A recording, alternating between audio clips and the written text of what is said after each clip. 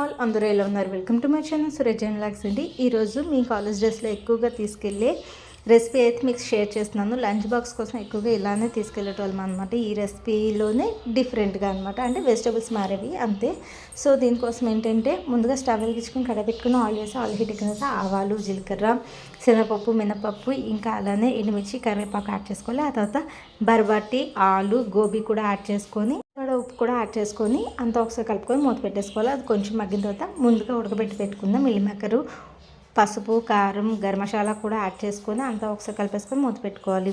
మనకి meal maker నుండి వచ్చిన వాటర్తోనే గోబీ అలానే ఆలు కూడా ఉడికిపోతుందండి. కొంచెం మిల్ మేకర్ నుంచి వాటర్ అనేది రిలీజ్ అవుతుంది.